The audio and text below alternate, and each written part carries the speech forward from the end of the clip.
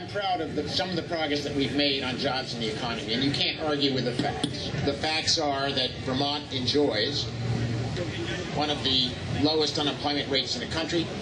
We know that we've created 9,200 new jobs since I've been governor, and we actually had the fastest growth rate in Vermont in the second quarter of 2014, income growth we were second highest in the country. So we've made some real progress. None of that matters, as Mark points out, if you are a middle-class Vermonter who's working one or two jobs and still not seeing your income change, if you're a low-income Vermonter who's actually lost ground since the bottom of the Great Recession. So we are making the investments and the choices that we need to make to move our economy out of the toughest recession in American history. We're coming back, but like the rest of the country, this recovery is helping out the top 1% the most. The middle class continues to struggle, and low-income Vermonters continue to see losses, not gains. So that's why I feel it's so critical that we continue to invest in early child education, higher education, workforce retraining. We've got Vermont employers out there who have jobs. The challenge we have now that's changed since when I was elected governor is that they can't find enough trained workers to do the jobs that they have. So we've got to match our skills, our education system with the jobs that are out there that our employers currently are begging to fill. So we've made real progress. We're on the right track, but we've got a lot more work to do, and that's why I'm hoping that you'll give me the opportunity 2 more years to continue the work that we're doing. One of their goals is to improve the political paradigm and the elimination of the ruling class. What do you mean by that? Well, our biggest problem today, it isn't health care or it isn't education. It's the 1% taking the wealth of the working class and taking it out of the state. So what we need to do is we need to create economic conditions that lateralize our economic growth. In other words, we need economic growth to spurt up from the working people and to stay circulating around the working people. Right now, we currently have too much money as power for political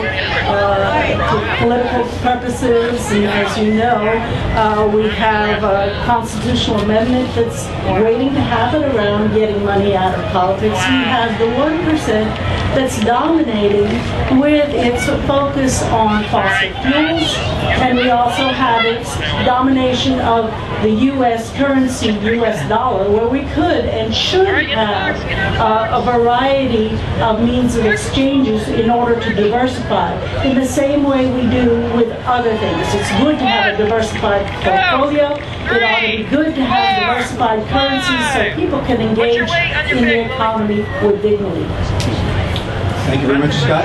Good job. All right. Scott, there have been a number of times in this campaign where you've told voters to stay tuned for specifics later on. Are you going to be prepared today to tell us some of your ideas when it comes to controlling property taxes and whether or not you have a better idea when it comes to health care reform? Thanks, Mark, and I want to first say hello to Tunbridge. I've grown up in Orange County, been coming to this fair since the 60s.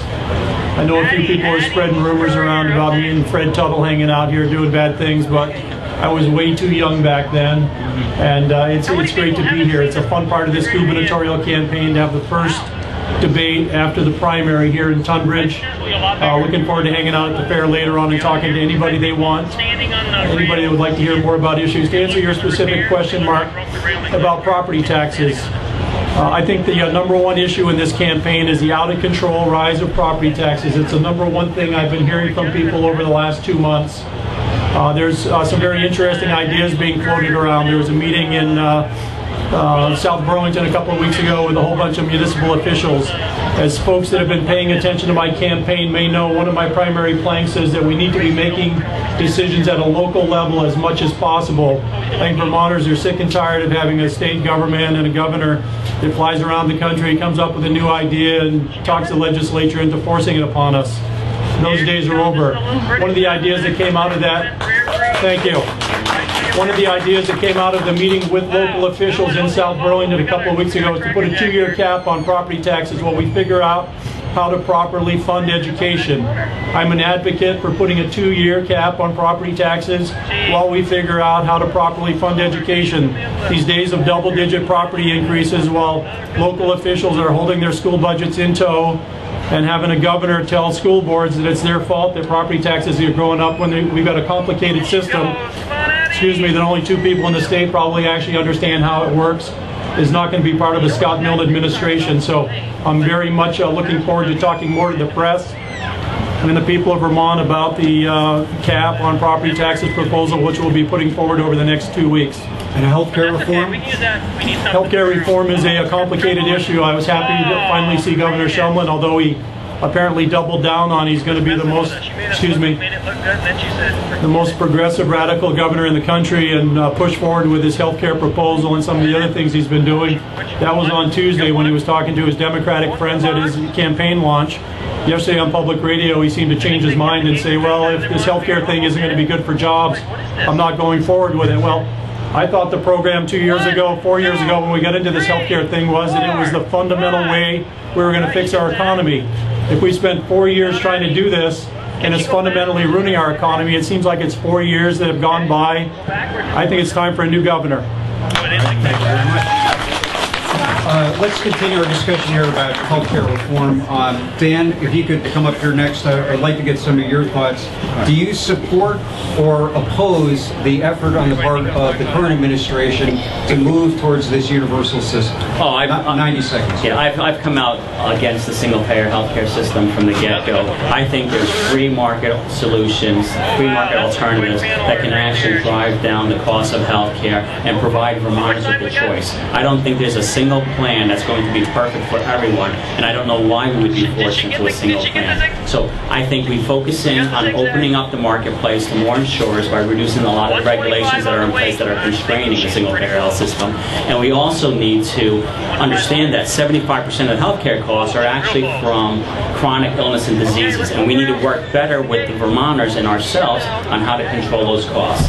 The way the single-payer system is being rolled out right now, it does nothing to affect that 75% cost of the chronic illness and disease, which is, that's where the big money is if we're going to save money. It's not by going to a brand new infrastructure that's redundant. There's already insurance companies that have those systems in place. There's no need for us to waste federal tax dollar monies to do so. And the Vermont Health Connect has been a total disaster. I think we can move everyone over to the federal health exchange. I understand there's a lot of subsidies and handouts associated with it, but I think the monies that we save will more than offset any of those costs that we have. The regulations you're talking about when you get rid of community rating? I think we can go to a modified community rating system that doesn't alienate anyone. I think just like we have, everyone has car insurance here. When you have car insurance, the good drivers are rewarded with lower premiums, and I think we can do the same. All right, Governor Shumlin, can you address the same question?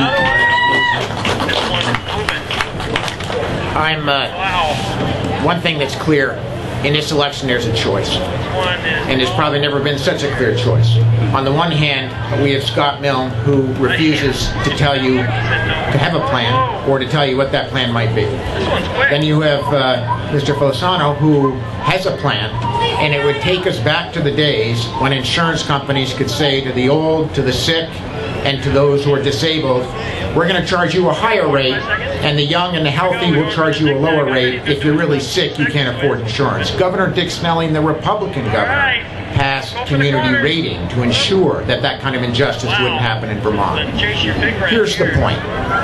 Going back to Mark's original question, what I focus on as governor every day is not only the daily things that I have to manage as governor, but I ask the question, when I'm all done, what have I done to really raise prosperity for the middle class who's struggling across America and in Vermont?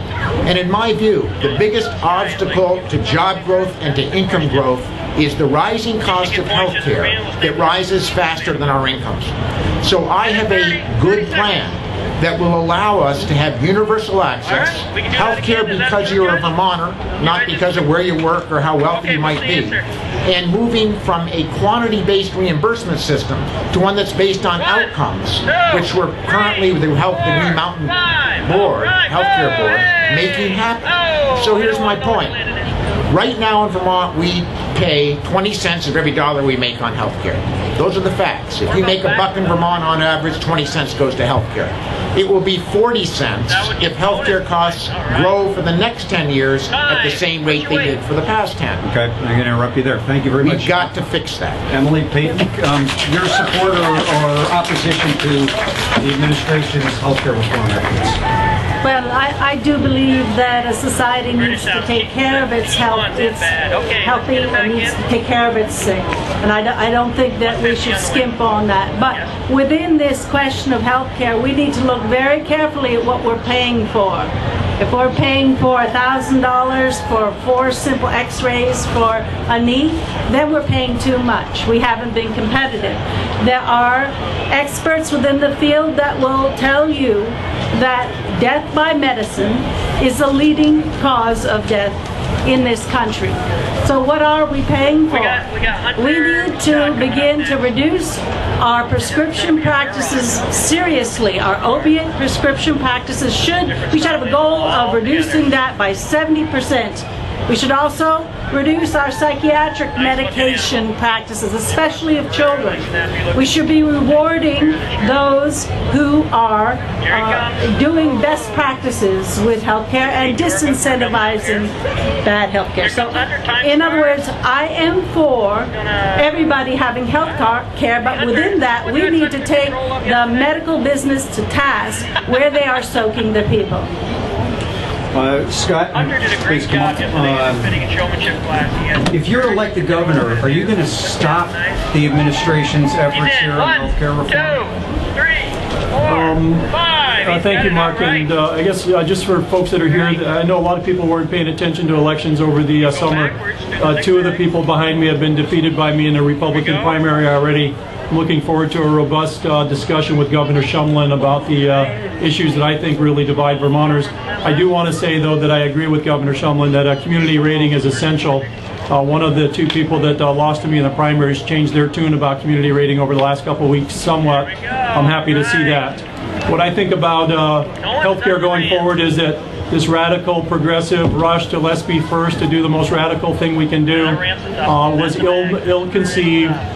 We've been waiting for 4 years almost now to hear this plan that's going to be the kumbaya moment where everybody's going to have access, everything's going to be affordable, all the great doctors and nurses are going to stay here. We've been waiting for 4 years to hear how much it's going to cost, how it's going to work, or who's going to pay for it. We haven't seen that. I am very skeptical that it's going to work, and I'll be working very hard with people to get something figured out, but it seems quite clear, even Governor Shumlin yesterday backtracked on his support for it. So I'm looking forward to folks that believe single payer might work being part of my campaign. I'm looking forward to moderates being part of my campaign, and very clearly I'm looking forward to conservative support over the next 54 days. We're going to get to some of your questions that you've given us, and I appreciate that. Jasper Goodman is here. He'll be wandering through the crowd. If you have a question for our 4 candidates, that would be great. If you're just tuning in, we're broadcasting live this morning from the Northfield Savings Bank gazebo here at the Tunbridge World's Fair. We've been talking with gubernatorial candidates Dan Feliciano, Emily Payton, Peter Shumlin, and Scott Milne. We'll take a short commercial break. We'll be back right after these important announcements. Candidate due to stem the outflow of young from Vermont. Again, 90 seconds, please. Oh, that's a wonderful question. That's one of our biggest problems. We need to offer debt-free education. We can do this with an online model. We can also do it with tuition exchange. That is also why I am proposing that we rebuild our agricultural hemp manufacturing base, as well as grant and fund small worker-owned cooperatives. So we need to be funding a kitchen, one of those industrial kitchen incubators. We need to have one in every single county, so that our young people who are taking care of growing food can move forward with niche markets, which is the expanding sort of business in Vermont. let's see, do I have more time? So let me describe how we can do a tuition service exchange. We need to have salaried doctors and nurses, because salaried doctors and nurses are less likely to do fee for service. In other words, they're less likely to do things on a profit base. So if we are to educate our doctors and nurses for our clinics at our schools and offer them an exchange for their tuition, we will be serving the future of Vermont and our youth. Let's go to Scott Milne on that same question. Study the outflow of youth from Vermont. I got my son Keith here, who talked his company into New York into letting him work remotely for 2 months to help me out on my campaign. My daughter Elise, who transferred from law school in California to Vermont Law School to be part of this. Fortunately, if everybody could run for governor, it would solve the problem, but I don't think that's a very good solution. It's a huge problem, Mark. I think we've been blessed in Vermont over the last 52 years. I think there's a rich array of diverse governors that have done a good job. As people may know, it's been 52 years since an incumbent governor has lost an election campaign while in office. I'm hoping to be the person that's going to do what Phil Hoff did in 1962. Unfortunately, my friend Peter Shumlin, if I'm successful, will be the Ray Keezer of 1962 and 2014. I believe that the tone from the top of the governor's office throughout Peter Shumlin's political career has not been business friendly. I think there's a lot of arguments about whether or not Vermont's a business friendly state, but I clearly don't think there's an argument that there's not a perception that we're not a business friendly state. I think more balance in Montpelier, the election of a Republican governor, and the word around the nation that a small business person was able to unseat the powerful chairman of the Democratic Governors Association will bring a good tone from the top and help bring young people back to Vermont. It's going to take an awful lot of work after that. Peter Shumlin, you're next. You know, good. You know, being governor means making decisions, having a plan, and executing them. Scott Milne, as you've just heard, has absolutely no plan. He just outlined no plan to ensure that Vermonters, young Vermonters, can stay here and work here. He has no plan on health care. He's only willing to criticize the hard work that we've been doing. Being governor is about leadership. The way we will keep young people in Vermont and have more come back in the future is by doing the things that ensure that we continue to have a growing economy. What are they? A governor who balances budgets without raising income taxes, sales taxes, rooms and meals taxes on hardworking Vermonters, which I've done now 4 consecutive times. Making sure that we have universal pre-K so that every kid gets a strong start. That we have workforce retraining so that our older workers that want to continue working as jobs are changing are retrained for those jobs. Making sure that we're fiscally responsible and that we take on the real challenges that we're facing, like the rising cost of health care, which, if left alone, will gobble up any ability for middle-class raises and for prosperity for Vermonters. And finally, doing what we're doing. You know, Scott mentioned his kids are back, they can work remotely. That's because we're delivering our promise of universal broadband to every last mile of Vermont. His kids could not be working remotely if it were not for the work that we've been doing. So let's keep on the track that we're on. Common sense, fiscal responsibility, marked and matched with courage. Ben Feliciano, keeping the youth from leaving Vermont. We'll keep, all right, how do we keep the kids here? First, let's clarify some healthcare issues, right? I'm for the community-based rating system. When Dick Snelling passed the community-based rating system, that was for group insurance plans only, okay? So I just want to make sure we're clear about that. And that healthcare costs aren't raising going up 9%, whatever you're saying, Pete. As you know, Obama just came out and said the healthcare rates are increasing about 2% per year, so we don't have to worry about that double-digit growth that you're talking about. How do we keep our kids in Vermont? We need to cut spending so it's affordable to young kids who are coming out of college and looking to work in Vermont. We need to cut our spending so that these kids that are coming out and earning decent wages can continue to prosper and grow. We need to cut our property taxes so that when these young kids get married and have kids, they can afford to buy a house and to raise their families and to send their kids to college. So we need to cut spending, we need to cut property taxes, and we need to provide school choice so that these young families have a choice of where their families can do and go. It's about you. You know what's best for you, not I, and I want to give you that choice and option. I want to talk next about protecting children. Scott, let me maybe come up here and you'll start us off on this round. What more does state government need to do, including hiring more social workers, so that we can protect more children?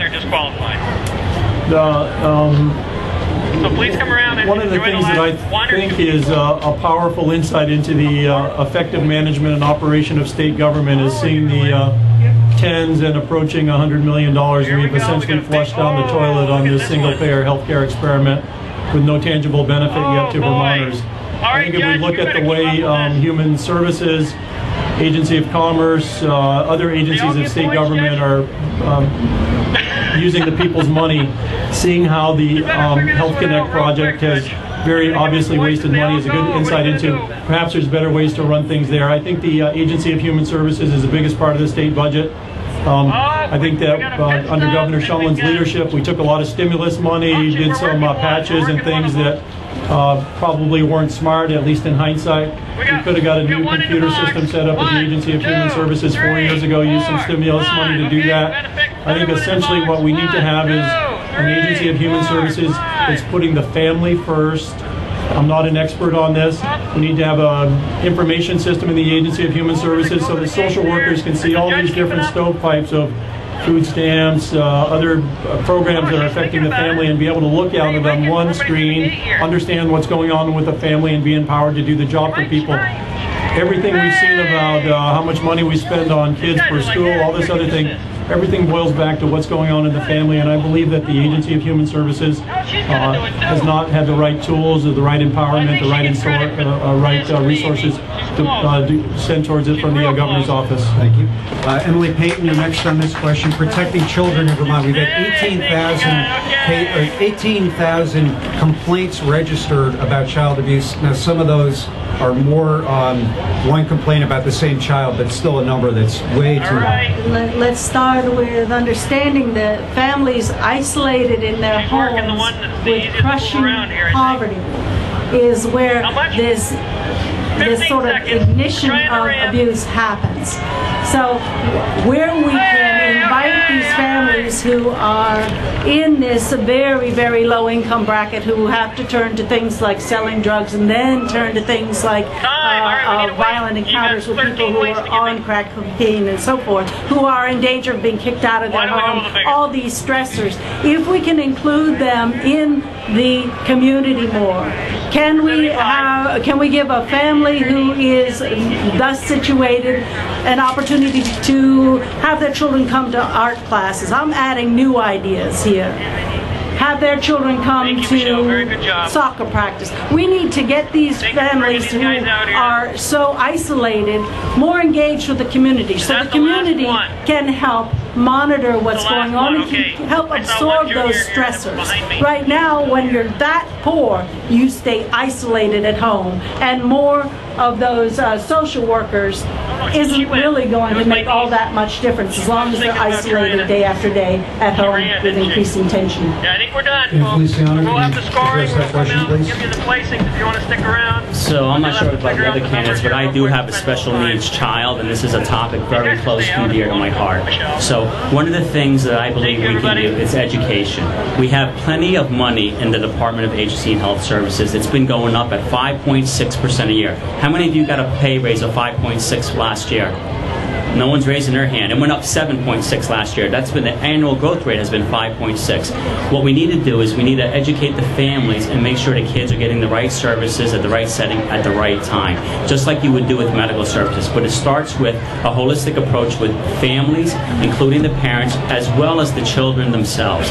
We can we have plenty of money in that budget to provide these services. We can rebalance the prisoners, the amount of money we're spending on correctional facilities. That was one of the great ideas from Challenges for Change. Rebalance that budget. We can save 7.6% and move that over to make sure those kids are getting the services they want. We can reduce the cost of delivering health care services to our prisoners. We have one of the highest rates of prisoner costs, health care costs in the country, yet this is the governor that says he's going to reduce health care costs. So we can make sure that this agency has the right money, because there's money there, and we can divert it to educate the families and not only the immediate families but the extended family members, to make sure that the children that are potentially at high risk for being abused or something like that are identified and cared for. There's a lot of Vermonters here that would love nothing more than help those children. When I see someone and I hear these horror stories about what's taking place, I want to take all those kids into those homes myself. Mr. Shumlin? There is nothing that moves me more as governor than when we fail to protect our most vulnerable kids. And, you know, as governor, this isn't just academic question for me. I stand at the vigil for Desiree, hugging her mom and her relatives, and when you're there, sharing their grief, you understand the extraordinary responsibility we have to protect our children. When we fail and a child dies, we all fail. So I take this extremely seriously. What have we done?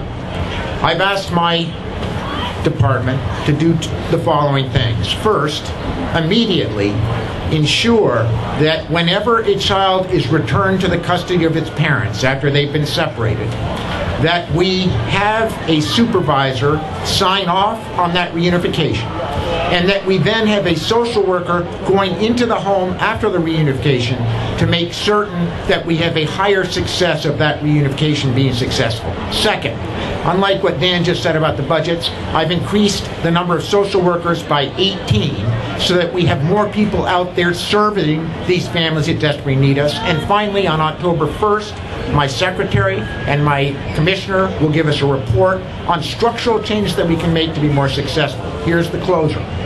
As long as we have opiate addiction, OxyContin, heroin, and the other terrible things that are ravaging our state, we will continue to have parents do awful things to their kids.